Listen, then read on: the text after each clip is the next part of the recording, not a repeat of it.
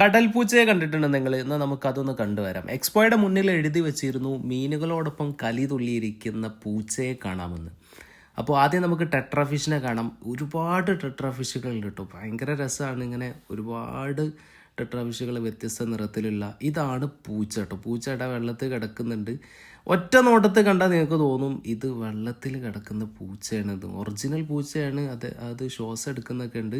പക്ഷെ ഇവിടെ പാർട്ടീഷൻ ചെയ്തിരിക്കുകയാണ് കൃത്യമായിട്ട്.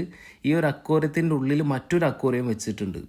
എന്നിട്ട് അതിൽ ഈ മീനുകളുള്ള അക്വേറിയത്തിൽ അതേ കല്ലുകളും അതേ പൂക്കളൊക്കെ വെച്ചിട്ട് ഡിസൈൻ ചെയ്യുമ്പോൾ പെട്ടെന്ന് ഒറ്റ നോട്ടത്തിൽ നമുക്ക് മനസ്സിലാവുന്നത് അക്വേറിയത്തിലുള്ള ഒരു പൂച്ചയാണെന്ന് തോന്നും, കടൽ പൂച്ചയാണെന്ന് തോന്നും. എന്നാൽ ശരിക്കും അങ്ങനെയല്ല. അതിൻ്റെ മുകൾ ഭാഗം നോക്കിയാൽ അത് കൃത്യമായിട്ട് മനസ്സിലാക്കാൻ പറ്റും. അതിനുള്ളിൽ വേറൊരു അക്വേറിയം സെറ്റ് ചെയ്തിട്ട് അതിൻ്റെ ഉള്ളിൽ 2 കുറുമ്പൻ പൂച്ചന്മാരെ ഇട്ടിട്ടുണ്ട്. അവരതിനുള്ളിൽ ഇങ്ങനെ കിടന്നുറങ്ങുകയാണ്. ഒറ്റ നോട്ടത്തിൽ ചിലപ്പോൾ ചത്ത പൂച്ചയാണെന്ന് തോന്നും, പക്ഷെ ചത്ത പൂച്ചയൊന്നുമല്ല. അത് കൃത്യമായിട്ട് ശ്വാസം എടുക്കുന്നതും ഇടയ്ക്ക് ഇളകുന്നൊക്കെ ഉണ്ട്.